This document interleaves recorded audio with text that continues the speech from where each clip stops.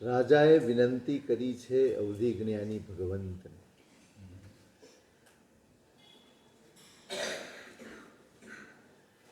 આપનું ચરિત્ર સાંભળવું છે, આપના ભવો વિશે જાણવું છે. ક્યારે સમ્યક તો આપ પામ્યા, કેવી રીતે દિશવીરતી પામ્યા, કેવી રીતે આરાધના કરીને. આ કક્ષા એમને તો આવી નથી.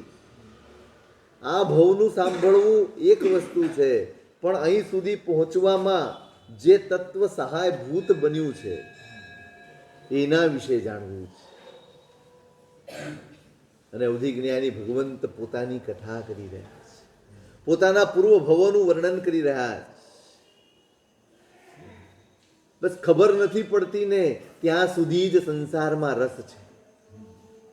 જે દિવસે વાસ્તવિકતાનો બોધ થઈ જાય, જે દિવસે સચ્ચાઈનો ખ્યાલ આવી જાય, એ દિવસે આ સંસારમાં કોઈ રસ બચતો નથી, કોઈ ઉત્સુકતા બચતી નથી, કોઈ જિજ્ઞાસા બચતી નથી. એક જ શબ્દમાં સંસારનો પરિચય મેળવવો હોય તો એનું નામ છે અનિશ્ચિતતા.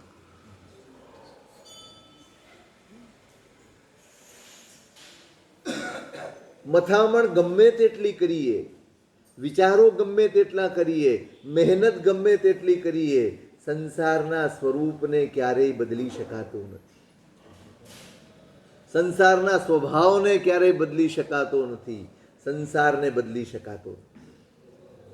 એ જે છે, એ જેવો છે, એ અનાદિકાળથી એક સરખો છે. અનંતા જીવો છે, બધાય ભેગા મળીને એક જ મહેનત કરે છે, સુખ મેળવવું છે.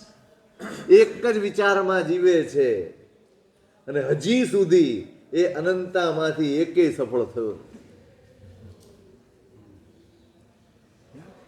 અનંત જીવો જ્યાં મથામણ કરે છે ત્યાં એ સફળતા મળતી નથી.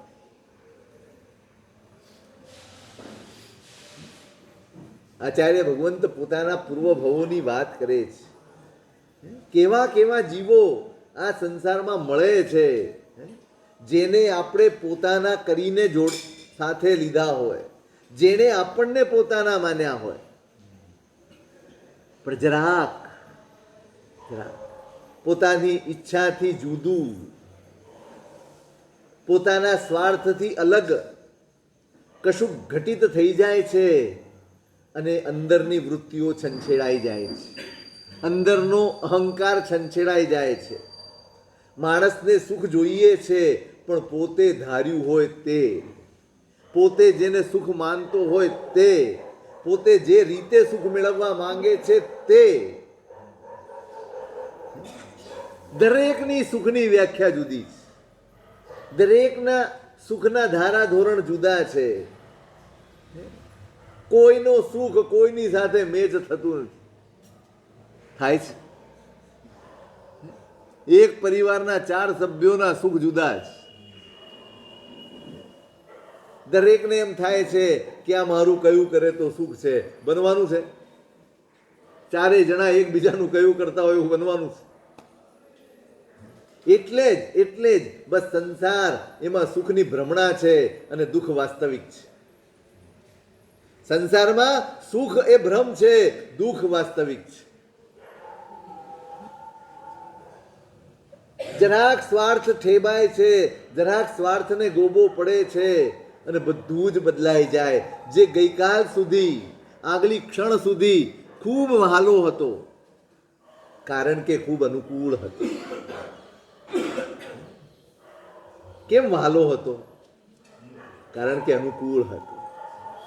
જરાક તમે તમારી ઈચ્છા દેખાડો, જરાક, નહીં આમ નહીં આમ, બસ, અને તમારી જગ્યા ધીમેથી ખસી જાય છે. તમારા પ્રત્યેનો ભાવ થોડોક ઓછો થઈ જાય છે. બસ પછી જો તમે બીજી, ત્રીજી, ચોથી જો તમે તમારી ઈચ્છા દર્શાવવા માંગો, તમારી વાત મૂકો, એટલે ધીમે ધીમે તમારા પ્રત્યેનો ભાવ ઘટતો જાય છે. બધા સંસાર છે.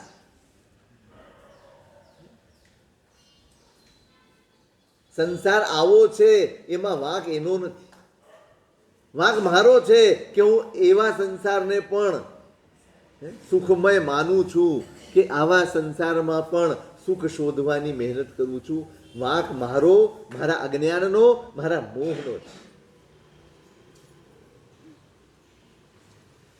જરાક હું વિચારું છું એના કરતા જુદો કોઈકનો વિચાર આવે અને મારા મનમાંથી એ વાલપ, એ પ્રેમ, એ સ્નેહ, એ પોતાપણું તરત જ ઓસરવા માંડે છે. બધું જ બદલાઈ જાય, વાલો વેરી થઈ જાય.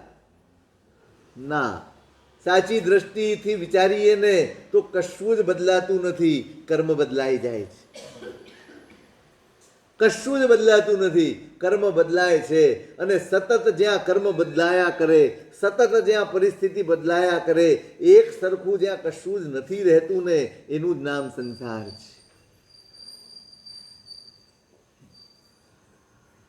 તમે આમ હજી આમ જપીને બેઠા હો, તમને એમ થાય હાશ બસ હવે બધું જ સરસ થઈ ગયું, અને ત્યાં એકાદું પદક મૂકી દે, એકાદી ઘટના એવી બની જાય કે તમે વળી પાછા દોડતા થઈ જાઓ. આ સંસાર છે.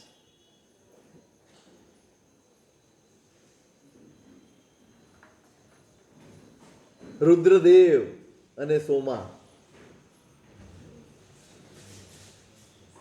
વિષયની આકાંક્ષાએ, વિષયની લાલસાએ, વિષયની તૃષ્ણાએ સોમાનો ભોગ લઈ લીધો. મારી ઈચ્છા પૂરી નહીં થાય, મારા સુખમાં આ બાધક બનશે. દરેકને પોતાનું જ માનેલું સુખ વહાલું છે. કોઈના સુખમાં સુખી થવું એ સંસારનો સ્વભાવ નથી, એ સંસારનું શિક્ષણ પણ નથી, એ સંસારનો અભ્યાસ પણ નથી. કોઈના સુખમાં સુખી થઈ જવું એ કોણ શીખવાડે છે?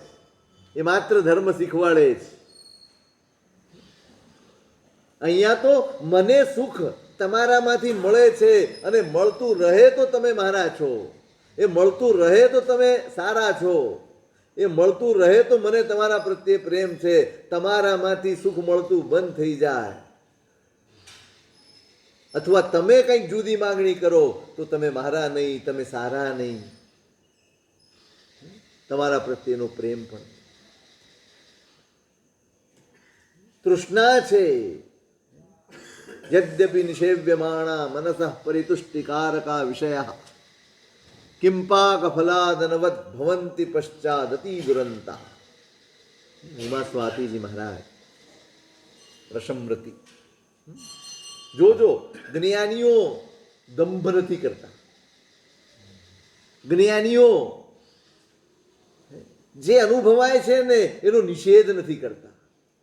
સ્પષ્ટ કહ્યું છે, યદ્યપિ નિષેવ્યમાણા મનસઃ પરિતુષ્ટિકારકા વિષયા. વિષયોનું સેવન એ મનને સંતોષ આપે છે, એ હકીકત છે. આપે જ છે. તમને ઈચ્છા થઈ કે મારે આ ખાવું છે, અને ખાઓ તો તમને રાજીપો થાય જ. તમને ઈચ્છા થઈ કે આવા પ્રકારના કપડાં પહેરવા છે, તમે પહેરો તો તમે રાજી થાઓ જ. તમે કહો કે મારે આ જોવું છે, મારે આ સાંભળવું છે, મારે આ કરવું છે, આ મેળવવું છે, અને તમને મળી જાય, કે તમને જોવા મળી જાય, કે તમે સાંભળવા મળી જાય, તો તમે રાજી થાવ જ છો. થાવ જ છો. નિષેધ નથી. એનાથી મનને કોઈ સંતોષ મળતો જ નથી, અને બધું મિથ્યા છે, અને બધું ભ્રમ છે. ના, જ્ઞાનીઓ વાસ્તવિકતાને ચાતરીને કશું પ્રતિપાદન કરતા નથી. છે યદ્યપિ શબ્દ મૂક્યો છે, જો કે છે, મનની તુષ્ટિ છે, પણ કિંપાક ફલાદનવદ ભવંતિ પશ્ચાદતિ દુરંતા. પરંતુ એનું પરિણામ શું છે?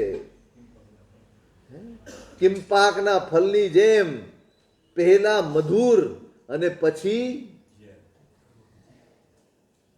જોયું છે એવું ફળ? ક્યાં સાંભળ્યું? થાય છે, આજે બી થાય છે. એ ફળનું નામ શું છે ખબર નથી. કેરળમાં થાય છે. હે, એક વખત નહીં, કેરળમાં ફળ થાય છે. હમણાં ઘણા વખત પહેલા છાપામાં આવ્યું. એ વૃક્ષનું ફોટો એ વેલનો ફોટો આવ્યો હતો કે આ ફળ છે એ ખાવામાં ખૂબ મધુર હોય છે, ખૂબ મધુર, પણ જે ખાય મરી જાય. આ કિંપાક બસ મધુર લાગે. સંસારના સુખની સૌથી મોટી વિડંબના એ છે કે તમારા ચિત્તમાં સતત લાલસા પેદા કરે, સંતુષ્ટિ પેદા કરે એવું એક પણ સુખ સંસારમાં નથી. લાલસા પેદા કરે એવા જ સુખો સંસારના છે, અને માટે સેવવા જેવા નથી. તમારી ઈચ્છાઓ ભડકે, તમારી લાલસાઓ ભડકે, તમારી તૃષ્ણાઓ ભડકે, તમારી આસક્તિ ભડકે એવું સુખ એ છેવટે દુઃખમાં પરિણમે છે. છેવટે દુઃખમાં પરિણમે છે. મળ્યું ફરી આકાંક્ષા, ફરી મળ્યું ફરી આકાંક્ષા, ફરી મળ્યું ફરી આકાંક્ષા. તૃપ્તિ આપે એવું એક પણ સુખ આ સંસાર પાસે નથી. સાચું સુખ તે જે તમને તૃપ્ત કરે, જે તમને અતૃપ્ત કરે એને સુખ કેમ કહેવું? ભોજન કોને કહેવાય? જે તમારી ભૂખ શમાવે ને ભોજન કહેવાય. જે તમારી તરસ શમાવે એને પાણી કહેવાય. જે તમારો થાક ઉતારે ને ઊંઘ કહેવાય. હવે ઊંઘીને ઉઠ્યો હોય, બહુ થાક લાગ્યો છે ઘણા એવા ભાગ્યશાળી બી છે. હા, ઘણું કામ કર્યું હોય રાત્રે પણ, જપીને ઊંઘે પણ નહીં, એટલા વિચારો સાથે સૂવે કે આખી રાત બાપડો સપનામાં જીવે, સવારે ઉઠે ત્યારે બગાસા ખાતો હોય, આળસ મરડતો હોય, એના ચહેરા ઉપર રાત્રે સૂતો હોય એના કરતા નબળું નૂર હોય, એટલોય ફ્રેશ ન હોય એમાં. હવે તમે ખાઓ અને ખાધા પછી ઓર ભૂખ ભડકે તો એને શું કહેવાય? એને શું કહેવાય? હા, ડોક્ટરી ભાષામાં શબ્દ હોય, શું કહેવાય એને? એપેટાઇઝર. એટલે મૂળ રોગ ને, રોગ કે આરોગ્ય? હા, એટલે નક્કી કરવું પડે કે ખાધા પછી ફરી ભૂખ લાગે તો એને રોગ કહેવાય કે આરોગ્ય કહેવાય. તો જે સુખ મેળવ્યા પછી ફરી અતૃપ્તિ જાગે એને સુખ કહેવાય કે દુઃખ કહેવાય? નક્કી કરવું પડશે ને.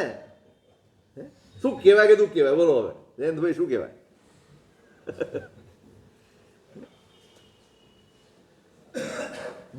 ભલે તમને તુષ્ટિનો અનુભવ થતો હોય, પણ એને તમારે દુઃખ જ માનવું પડશે, કારણ કે તમને ક્યારેય સંતોષથી બેસવા દે એમ નથી, ક્યારેય તમારા ચિત્તમાં તૃપ્તિનો અનુભવ થવા દે નહીં. અને જે સુખથી તૃપ્તિનો અનુભવ ન થાય એને જ્ઞાનીઓ ક્યારેય સુખ કહેવા તૈયાર નહીં. કિંપાક ફલાદનવત, કિંપાકનું ફળ ખાધું હોય એની જેમ એના વિપાક બહુ જ દારૂણ હોય છે, અને માટે આ સુખની લાલસામાં જીવવા જેવું નથી. જેમ જેમ ભોગવતો ગયો એમ તૃષ્ણા વધી છે. એ ધર્મને પણ સુખમાં બાધક માનવા માંડ્યો. તમે એના વિચારને તમે જુઓ. તું આ બધું છોડી દે, આ બધું છોડી દે. આપણે જે સુખમાં જીવીએ છીએ એમાં આ ધર્મ બાધક બનશે. તરત જ થશે. આજે આઠમ છે, આજે 14 છે, આજે રાત્રે નહીં ખવાય, આજે લીલોતરી નહીં ખવાય. કેટલા બધા સુખમાં તકલીફ પડે છે ને, ઘણા લોકોને પડે. આ શું વારંવાર તિથિ આવી જાય છે, આ પર્યુષણ આવી ગયા, આ હોળી આવી ગઈ, હવે લીલોતરી નહીં ખવાય, હવે ફલાણું નહીં ખવાય, હવે હોટલમાં નહીં જવાય. શરમે ધર્મે પણ પાળતા હોય બિચારા, દુખે પાળે. એને કરવું પડે, એને કરવું પડે. એને ધર્મ બોજ લાગે.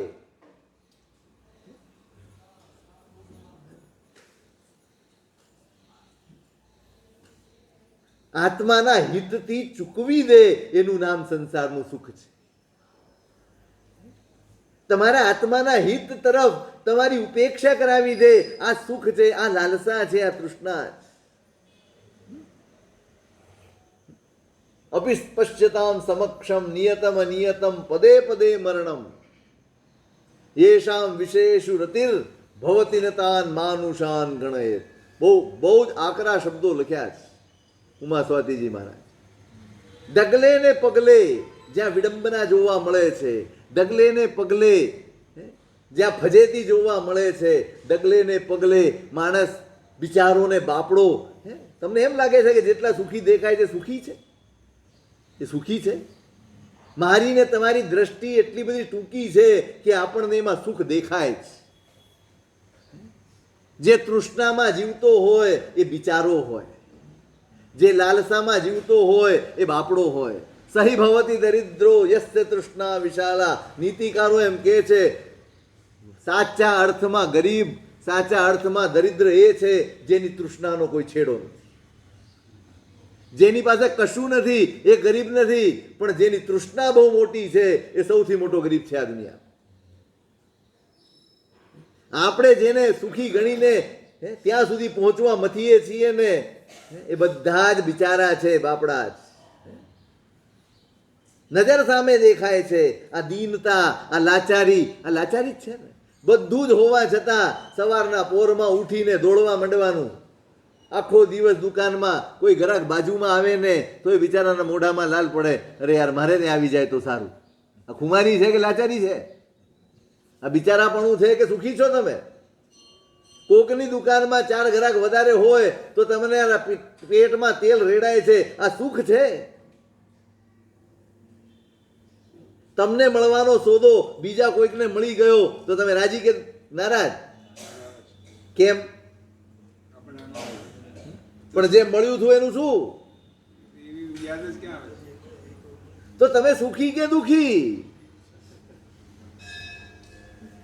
તમારે જ નક્કી કરી આપવાનું છે તમે સુખી કે દુખી. બોલો ભરતભાઈ.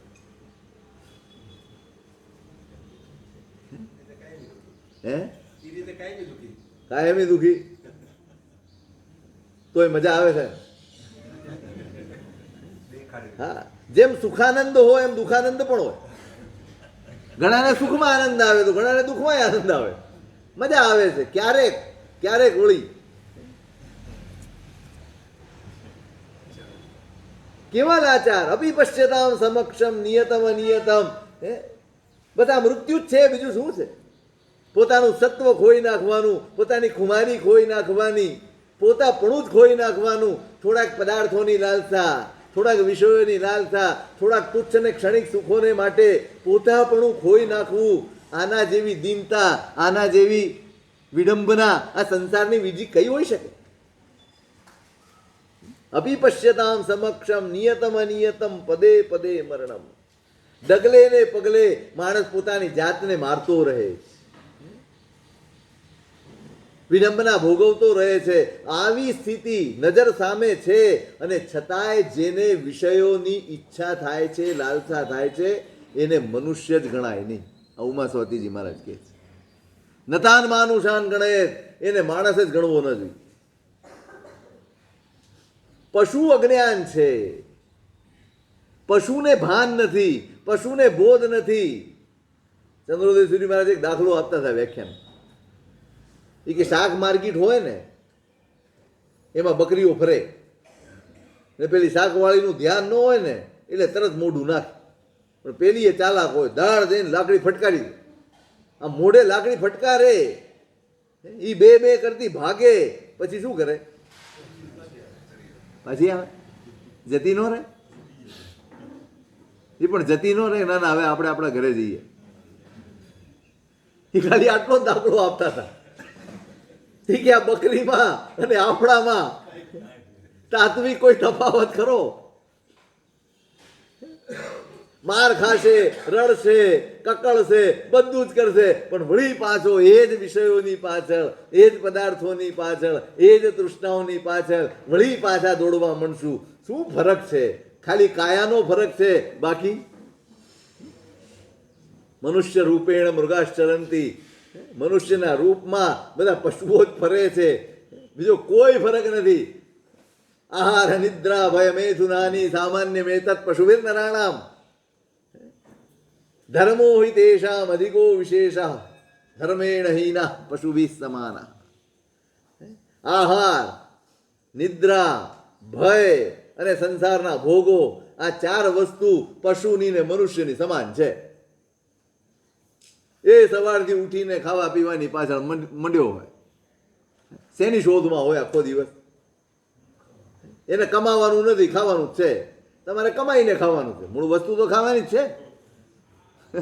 તમે દુકાને જાઓ છો તો શેના માટે જાઓ છો? ખાલી કમાણી કમાણી કરી શું કરશો? બસ આ જ ઈચ્છાઓ પૂરી કરવી છે. પેલાને આર છે, ઊંઘ એને પણ છે ને આપણને પણ, ભય મને પણ છે એને પણ છે, સંસારના ભોગો એને પણ છે મને પણ છે. તો પછી ફરક ક્યાં પડે? નીતિકાર પૂછે છે આ બધું જ તમારું ને પશુનું સમાન છે, તો આપણામાં ફરક ક્યાં પડ્યો? હું મનુષ્ય છું ને પશુ છે એ શેનાથી ગણાય? શરીરથી ન ગણાય. ધર્મો હિ તેષામ અધિકો વિશેષ. ધર્મ એ જ આપણા બે વચ્ચે તફાવત પાડે છે. ધર્મ એટલે તમારી સામાયિક પ્રતિક્રમણની વાત નથી અહીંયા. ધર્મ એટલે વિવેક.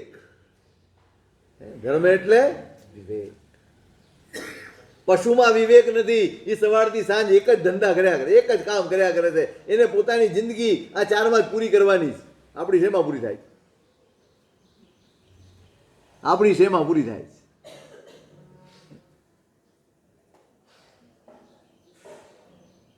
આપણે ધર્મ પણ કરીએ છીએ ને તો આ ચાર માટે. આપણો તો ધર્મ પણ આ ચાર માટે. બસ આ વિવેક ભેદ કરે છે. જેનામાં વિવેક નથી, જેનામાં ધર્મ નથી, જેનામાં સમજણ નથી આવી, ધર્મેણ હીના પશુ સમાના, એ પશુ સમાન. નતાન માનુષાન ગણેત. ઉમા સ્વાતિજી મહારાજ કહે છે કે આટલી બધી વિડંબના જોવા છતાં, નજરની સામે દેખાય છતાં પણ જેને એ જ લાલસા છે, એ જ મેળવવાની ને ભોગવવાની તૃષ્ણા છે અને એની પાછળ જ આંધળો બનીને દોડે છે, એને મનુષ્ય ગણવાની જરૂર.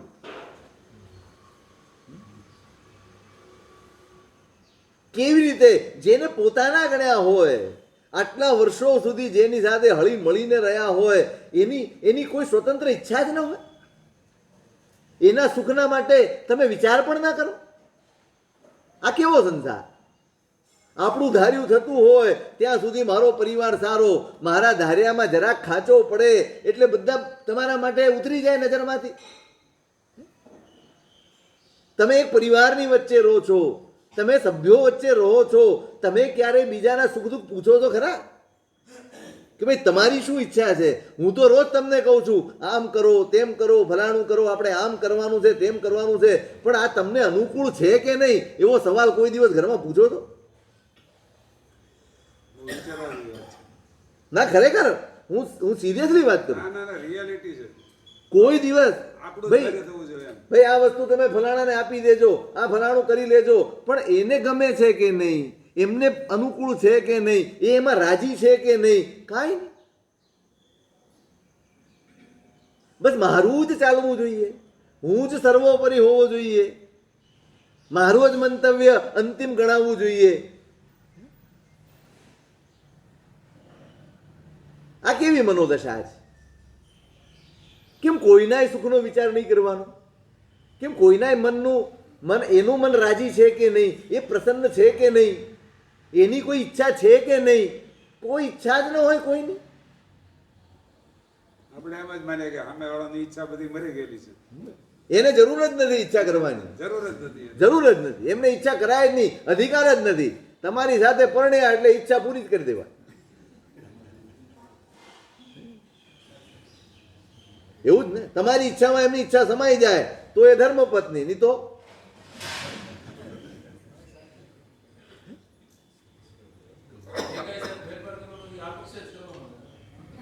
આપણે જ આવા છીએ. પણ ઈ પક્ષ આવો કેમ થયો? તમે કોઈ દિવસ છે ને, ખરેખર કહું છું, હું એમ નથી કહેતો કે બધો જ વાંક પુરુષોનો જ હોય છે, સામા પક્ષે એટલો જ વાંક હોય છે, પણ આપણે ક્યારે સાથે બેસીને આપણે સમસ્યાઓની ચર્ચા કરીએ છીએ, સમાધાનની ચર્ચા ક્યારે કરતા? દરેક જગ્યાએ આ સ્થિતિ લાગુ પડે. તમે જોજો, આપણે બેસતું ને, આવું ચાલે છે, તેવું ચાલે છે, ફલાણું, આપણા એનું સમાધાન શું? કલાક સુધી બેઠા, પ્રશ્નોની ચર્ચા કરી, ઊભા થયા ત્યારે ન તમારી પાસે કાંઈ હતું, ન મારી પાસે કાંઈ હતું. એકબીજાને સમજવાની, એકબીજાના મનને સમજવાની આપણે ક્યારેય કોશિશ કરી જ નથી. બેસો સાથે, કરો ચર્ચા. કેમ આમ તમને થાય છે? પૂછો તો ખરા. કેમ આવી વાતોમાં અકળાઈ જાઓ છો? પૂછો તો ખરા. બંનેને કહું છું, હું એકને નથી કહેતો. ખુલ્લા મને ચર્ચા થાય તો કેમ? હા, કેમ કેમ? અને છતાંય આપણું ઘર ધાર્મિક ગણાય? હે? જ્યાં મોકળાશ ન હોય ત્યાં ધર્મ કેવો? જે મોકળા મનથી પોતાની વાત રજૂ ન કરી શકે, જેને વાત રજૂ કરતા ફફડવું પડે, ડરવું પડે, શું કહેશે, કેવા રિએક્શન આવશે, કેવા શબ્દોમાં આવશે, ડરવું પડે ને. અમારા સર ધર્મ પ્રતિક્રમણ સામે કે દેરાસરમાં પૂરો થઈ ગયો. બસ બિલકુલ સાચી વાત. બાકી કાંઈ નથી. બહુ વાસ્તવિકતા છે. આપણે એકબીજાના મનને સમજીને એકબીજાને પ્રેમ આપી શકીએ, એકબીજાના પ્રત્યે ઉદાર વલણ રાખી શકીએ, ક્યાં છે? એક પરિવાર પૂરતો પણ આપણે પ્રેમ પેદા નથી કરી શક્યા અને એમ કહીએ છીએ કે અમે ભગવાનના અનુયાયી છીએ, અમે ધાર્મિક છીએ, અમે આટલું બધું કરીએ છીએ. હું વિશ્વ મૈત્રીની તો વાત જ નથી કરતો અત્યારે. એ તો ભૂલી જ જાઓ, એ તો બધો દંભ છે આપણો. જેનો વિસ્તાર, ચેતો વિસ્તાર થવો જોઈએ, સહુ મારા લાગવા જોઈએ. શરૂઆત તો ઘરથી કરો. હા, ઘરની બાજુવાળો બહુ સારો લાગે, હંમેશા બાજુવાળા જ વાલા લાગે. અતિ પરિચયા દવજ્ઞા જે કહે છે ને, અતિ પરિચય થાય ને પછી એનું મૂલ્ય ન હોય, એની કિંમત ન હોય. આપણી દશા આ જ. આપણી સાથે રહેનારો કાબેલ છે, એને કેટલી સમજણ છે એ તમને ન સમજણ પડે. આપણું એક જ વાક્ય, તમને સમજણ ન પડે. લે ધર્મ પોતાનો હારો ના, લાગે. ઠેકો ધર્મ પોતાનો હારો લાગે, ઘરવાળા બીજાને હારો લાગે. આપણે સમજણનો ઠેકો લીધો છે, મને જ ખબર પડે.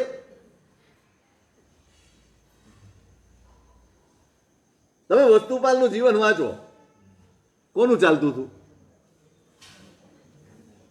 કેમ? વસ્તુપાલ મહામંત્રી હતા, કઈ બોગા નહોતા, કઈ નિર્ણય શક્તિ એમનામાં નહોતી એવું નહીં, પણ વિચાર્યું કે અનુપમા પાસે પુણ્ય પણ છે, અનુપમા પાસે દ્રષ્ટિ પણ છે, તો એને આગળ કરવા જ જોઈએ.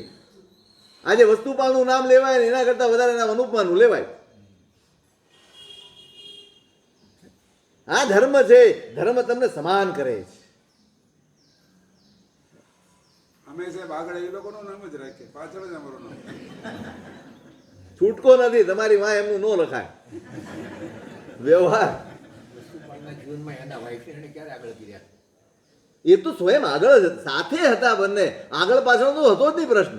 એમના વાઇફની વાત કરું છું. અનુપમા તો તેજપાલના વાઇફ. હા, તેજપાલ એમનું તો આવ્યું જ નથી. કારણ કે જો જેવી ક્ષમતા, આમાં એવું છે, કોનામાં શું ક્ષમતા છે જોઈને, પણ ક્યારે એવું નથી કર્યું કે ઉપેક્ષા કરીએ છીએ. સવાલ જ નથી ઉભો.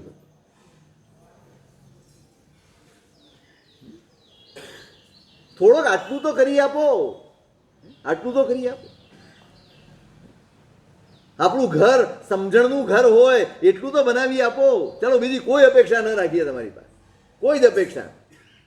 પણ ઘરના જેટલા પણ સભ્યો છો બધા એકબીજાને સમજતા હો, ઉદારતાથી એકબીજાને સ્વીકારતા હો, એકબીજાની નબળાઈને સમજીને સહાયરૂપ થતા હો. એક નબળાઈ આનામાં છે તો એક નબળાઈ મારામાં છે, એ મને સહાયક થાય, તમે એને સહાયક થાઓ, એમ આગળ વધવા. આપણે તો નબળાઈઓનો ઉપયોગ કરીએ છીએ સંભળાવવા માટે. સંભળાવાથી પરિવાર ચાલે, સંભળાવાથી કુટુંબ ચાલે, સંભળાવાથી સંસાર ચાલે.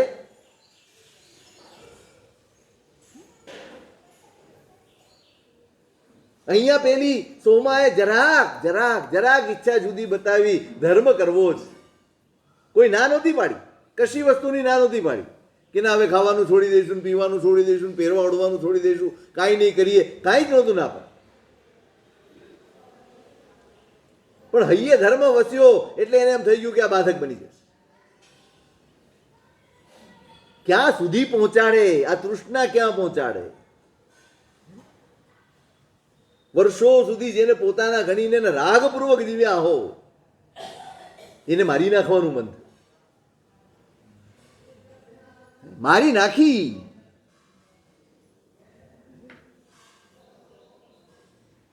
સંસારના સુખના આ વિપાક છે, સંસારના સુખની લાલસાના વિપાક છે. જે સુખ તૃપ્તિ ન આપે એ સુખ ક્યારેય શાંતિ પણ ના આપે, ક્યારેય ના. અપેક્ષા જ ખોટી.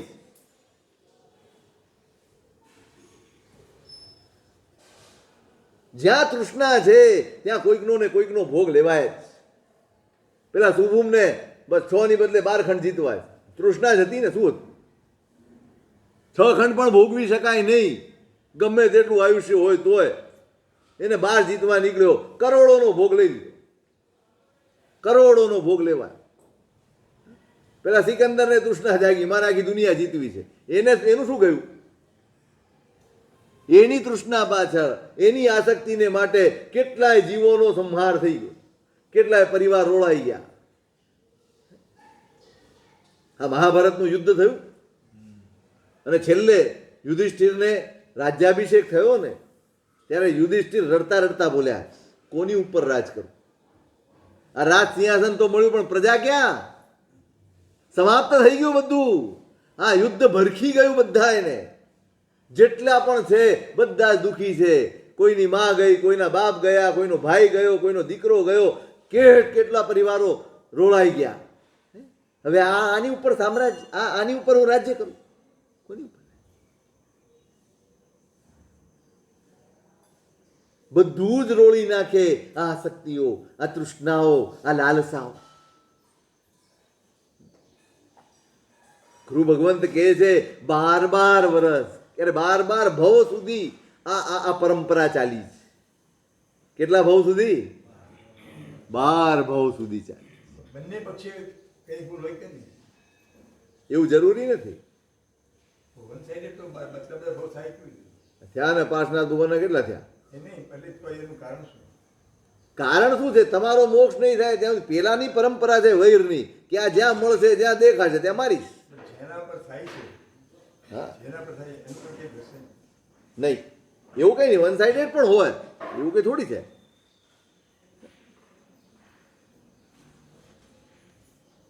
આ નિમિત્ત બન્યો છે, બરાબર છે. એ અજાણતા પણ નિમિત્ત તો બન્યો જ છે. એના કષાયમાં, એની માયામાં, એના પ્રપંચમાં. જ્યાં સુધી આ મુક્ત નહીં થાય ત્યાં સુધી, પણ એ મુક્ત થશે આના થાય. આ જેમ જેમ એને કનડ્યા કરશે એમ એમ એ આગળ વધતો જ, કારણ કે એને કેળવ્યું છે. એને કેળવ્યું છે. 12 ભવ ચાલ્યું. એ અવધિજ્ઞાની ભગવંત રાજાની વિનંતીથી પોતાના ભવ કરે છે. અને પછી છેલ્લે અહીંયા તો 12 ભવની કથા છે, આપણે ક્યાં કરવા બેસવું, ચોમાસું બહાર પડતું. પણ છેલ્લે કહે છે કે આ જ ચંપાવાસ નગરમાં માણીભદ્ર શ્રેષ્ઠી અને ધારણી એમની પત્ની છે, ત્યાં પૂર્ણભદ્રના નામે મારો જન્મ થયો છે. અને પેલો જીવ પણ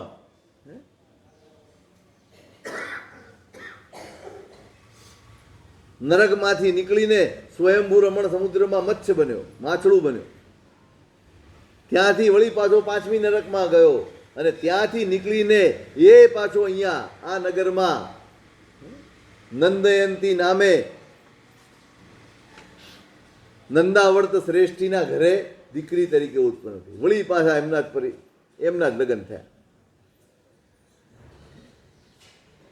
એકનો અભ્યાસ સરળતાનો છે, એકનો અભ્યાસ ધર્મનો છે અને એકનો અભ્યાસ માયાનો છે.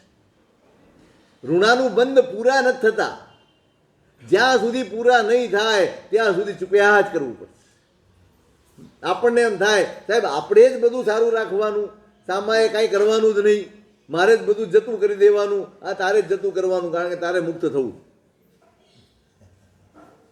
મારે જતું કરવાનું છે, મારે છોડી દેવાનું છે. કેમ? કેમ કે મારે મુક્ત થવું.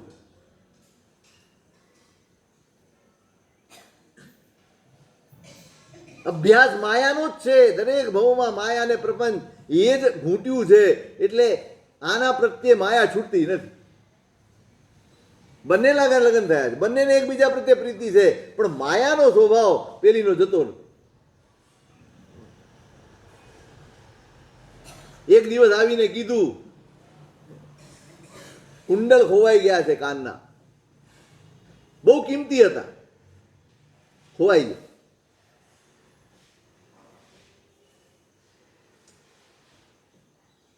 આમણે કીધું વાંધો કુંડલ બહુ મહત્વના નથી, હું તમને બીજા અપાવીશું. સંતાપ કરતા નહીં, મન બગાડતા નહીં. બહુ અઘરું છે. કોનું મૂલ્ય વધારે?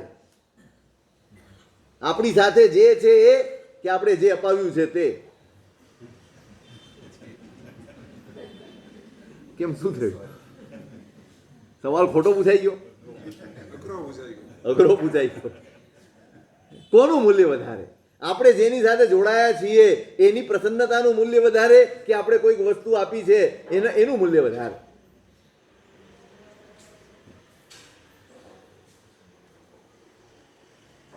કુંડલ હાવી થઈ જાય. હમણાં બહુ સરસ વાત. મન બગડે ને, મન બગડે ત્યારે ભાષા નહીં બગડવા દેતા. મન બગડે ત્યારે તમારા શબ્દોને બગડવા નહીં દેતા, કારણ કે મન તો થોડી વારમાં સુધરી જશે, પણ પછી એ ભાષા તમારી સુધારી નહીં શકો. એ શબ્દો તમે બદલી નહીં શકો. મન તો બદલાઈ જશે. મનનું શું? ઘડીકમાં આમ ને ઘડીકમાં આમ.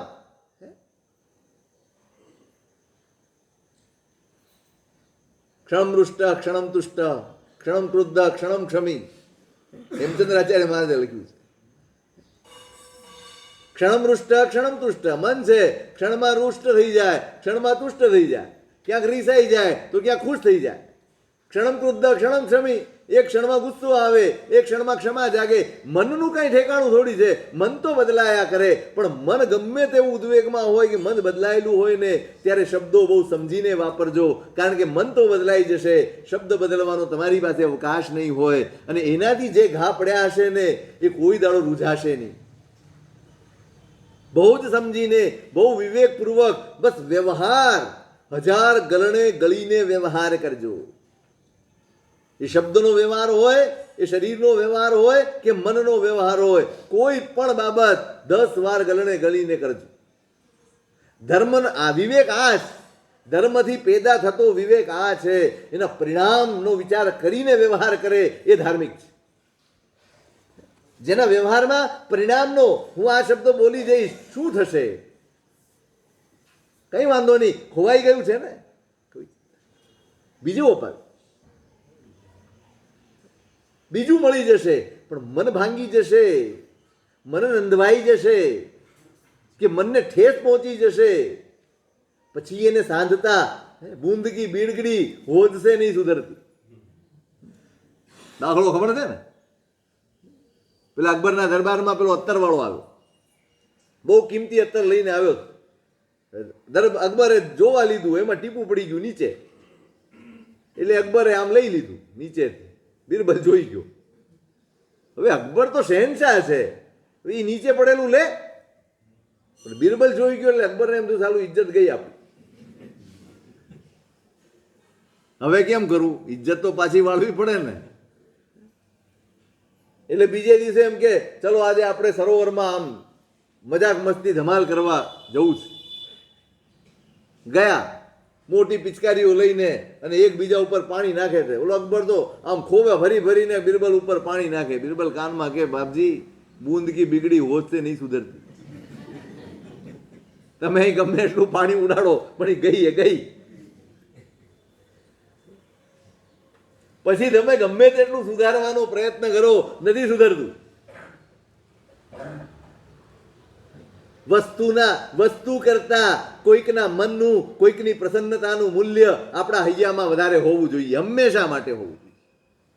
વસ્તુ બીજી મળશે, વસ્તુ બીજી ઘડી શકાશે, અને નહીં મળે તો વસ્તુ વગર જીવન કંઈ અટકી નથી જવાનું. પણ પ્રસન્નતા નહીં હોય ને તો જીવન અટકીને ઊભું રહી જશે, આગળ નહીં વધે. અને વધતું હશે ને તો આપણે ઢસરડા કરતા હોઈએ એવું લાગશે, ખેંચતા હોઈએ એવું લાગશે કે આ જીવન ખેંચી રહ્યા છીએ.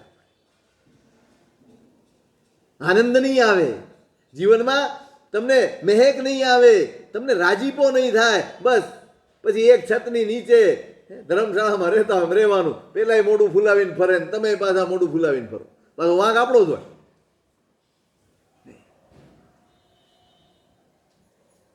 બીજી અપાવી દઈશ, વાંધો નથી.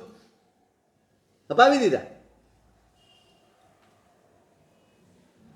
એક દિવસ કે હું નાહવા ગયો અને મારી નામ લખેલી મુદ્રા મેં એને આપી. એણે પોતાના જ્યાં દાગીના રાખતા હતા એમાં એણે મૂકી દીધું. એ બધા જ કામમાંથી પરવાર્યો એટલે એને એમ થયું હું લઈ લઉં. એટલે જાતે એમાંથી લીધી. ત્યાં ખબર પડી કે કુંડલ તો અહીંયા છે. કુંડળ મળી ગયા. એને પ્રશ્ન થયો મનમાં કે આને કુંડળ મળી ગયા. પેલો કાઢતો હતો ને જોતો હતો એટલી વારમાં પેલી આવી ગઈ.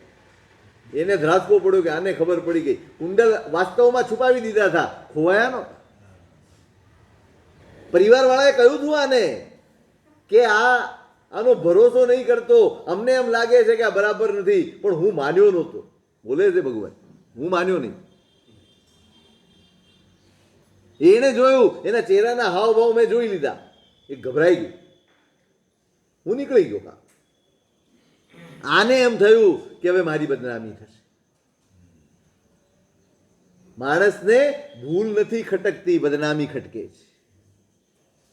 માણસને પસ્તાવો ભૂલનો નથી હોતો, બદનામીનો હોય.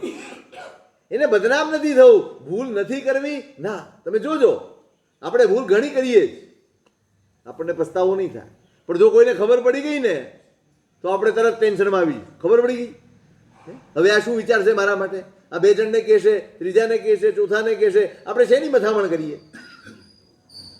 ભૂલ છોડવાની મહેનત કરીએ કે ભૂલ જણાઈ ન જાય અને જણાઈ ગઈ હોય તો એનો બચાવ કેવી રીતે થાય એની મહેનત કરીએ. ટ્રેક જ ગલત પકડ્યો જ, રસ્તો જ ગલત પકડ્યો જ. ભૂલ ખટકવી જોઈએ, એના બદલે બદનામી ખટકે. આને માયા કરી એ નથી ખટકતી, એને પ્રપંચ કર્યો એ નથી ખટકતું. એને ખબર પડી ગઈ અને આ બીજાને કહેશે તો મારી બદનામી થશે. શું કરું? મારી નાખ. બસ એક જ વિચાર, આ હશે તો બદનામી થશે ને. હવે ડાયરેક્ટ તો મારી શકે એવું નથી, સ્ત્રી છે. કામણ ટુમણના પ્રયોગો કરી,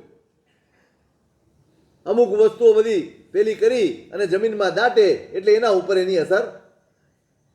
પણ પેલી વખતે ભાગ્ય એના સાથમાં હતું, આજે એનું ભાગ્ય સાથે નહોતું.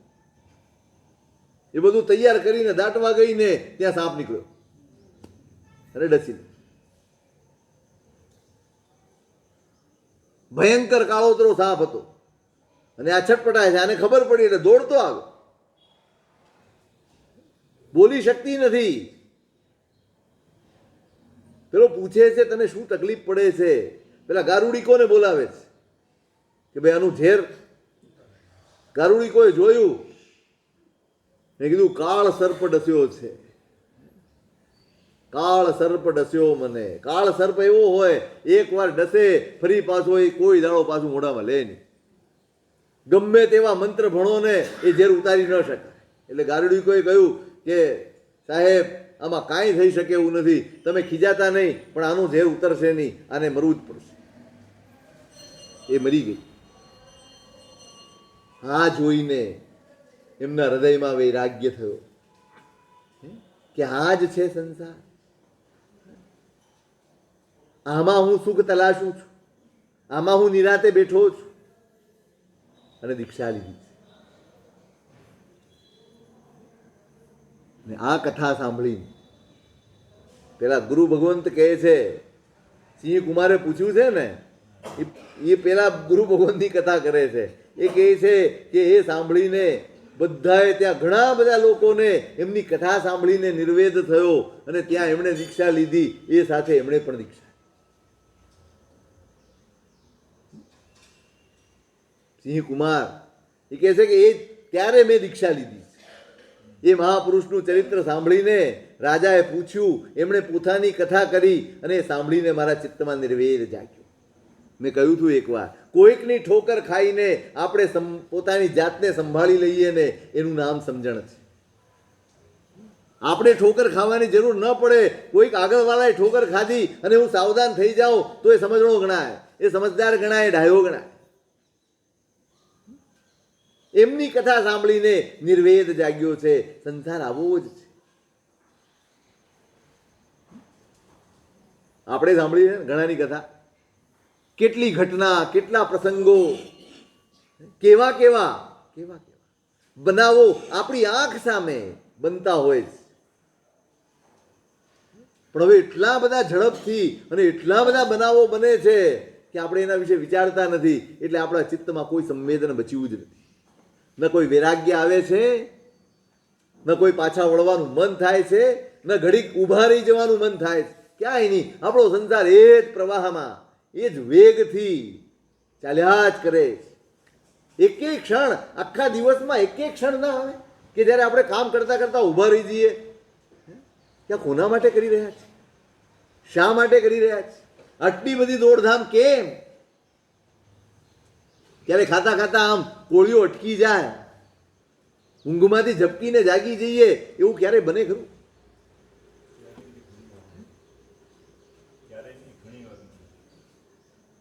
તો નીકળી ગયા હોત,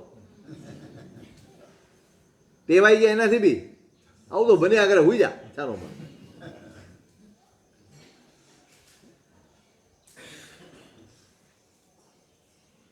સિંહ કુમારને એમ થયું કે સાહેબ આપની વાત સાંભળીને બિલકુલ લાગે છે કે સંસાર નિર્વેદનું જ કારણ.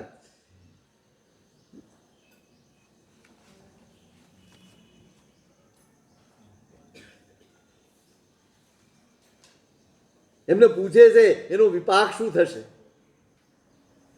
પેલી નરકમાં ગઈ, હવે તો કે અનંત સંસાર ભટકીને પછી એ એના કલ્યાણના રસ્તે પડશે, અને મારે તો આ જ ભવમાં મોક્ષે જવાનું.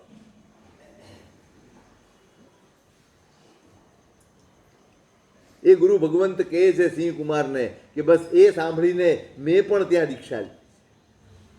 સિંહ કુમાર કહે છે સોહણમ તે નિર્વેય કારણમ.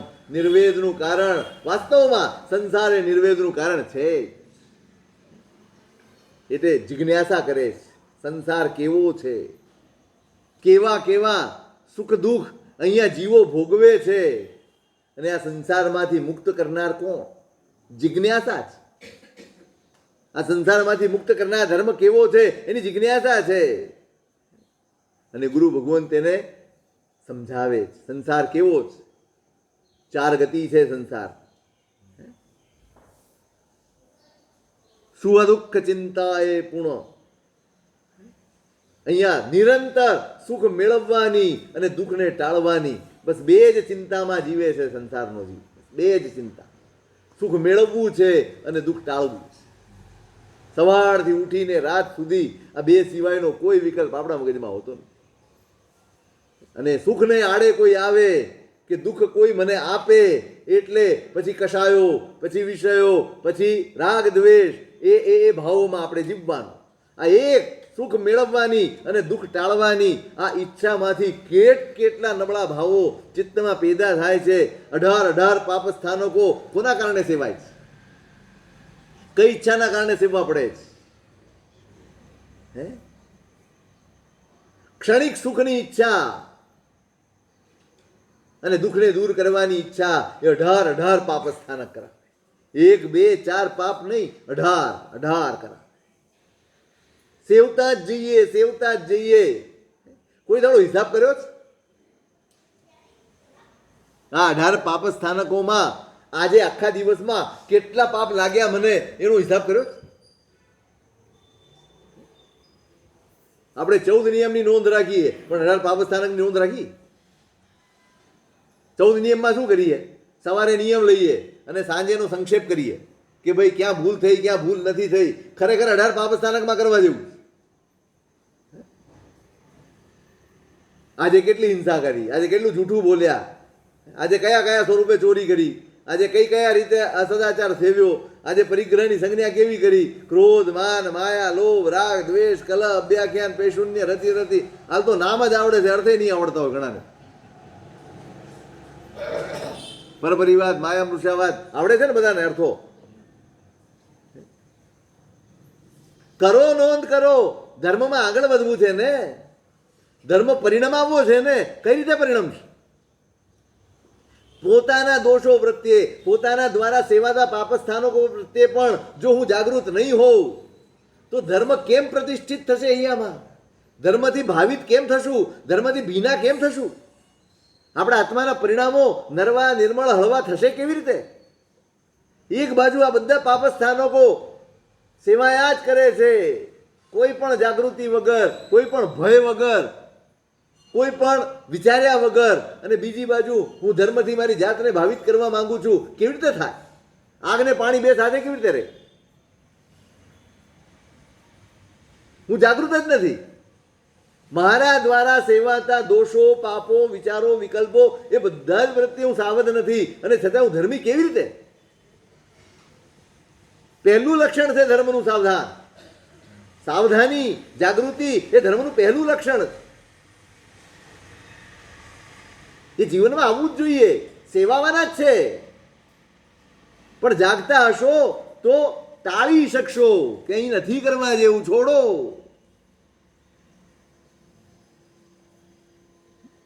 સુખ દુઃખની ચિંતામાં